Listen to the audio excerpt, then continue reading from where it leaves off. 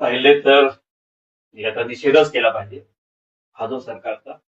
आणि एका बाजूने फक्त आदिवासींचं ते तुतारीला एक हे जो तारफा आहे त्याचं दिलं म्हणून त्याचं अभिनंदनही करेल, परंतु फार मोठ्या प्रमाणात आरएसएसचं जे एक प्रकारचं अजेंडा आहे तो आरएसएसचा कोश्यारी जे आहे ते आरएसएस मधनं आलेला आहे.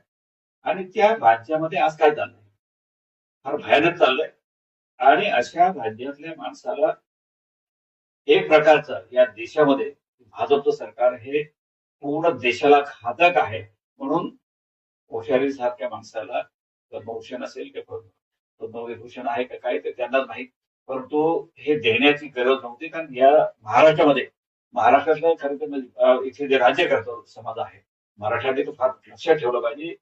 भाजपचं सरकार सुद्धा या राज्यात यायला नको इथपर्यंत त्या माणसाने घाण करून ठेवलेली असताना ह्या राज्याचे दैवत शिवाजी महाराजांचा अपमान करणं आणि ज्या स्त्रियांचं या देशामध्ये सती जाण्यापासून तर सगळ्या ज्या वाईट प्रथा होत्या त्या प्रथा मानणाऱ्यांच्या विरुद्ध जाणारे जे फुल्यांचं जे दाम्पत्य आहे त्यांच्यावर काय काय वाक्य बोलले, काय काय शब्द बोलले याचा निषेध म्हणून सगळ्यांनी आजच्या त्या पुरस्काराला निषेध करावा, सगळ्यांनी त्याला विरोध करावा, राज्याने विरोध करावा. आणि या मुद्द्यावर इथलं इलेक्शन व्हावं इथपर्यंत मला स्वतःला चीड येते. आणि हा माणूस राज्यघटनेला मानत नाही, राज्यघटनेच्या विरुद्ध आमचं सरकार घालवलं. तिथे फक्त चूक झाली आमच्या नेत्यांची, तेवढंच फक्त चूक झाली, सुप्रीम कोर्टाने सुद्धा निकाल चुकीचा दिला.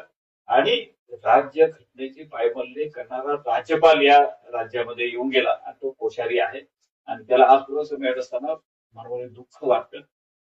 फार वाईट प्रतिक्रिया दिली पाहिजे इथपर्यंत आहे, परंतु काही शब्द काढता येत नाही, काही आपल्या याच्यात राहावं लागतं. परंतु निश्चितपणे याचा पूर्ण राज्याने आणि देशाने सुद्धा निषेध करावा.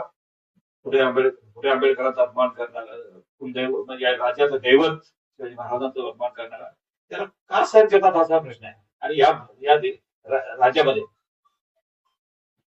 आदिवासींपासून सगळेच भाजपमध्ये जाण्याची हिंमत सुद्धा करू नये.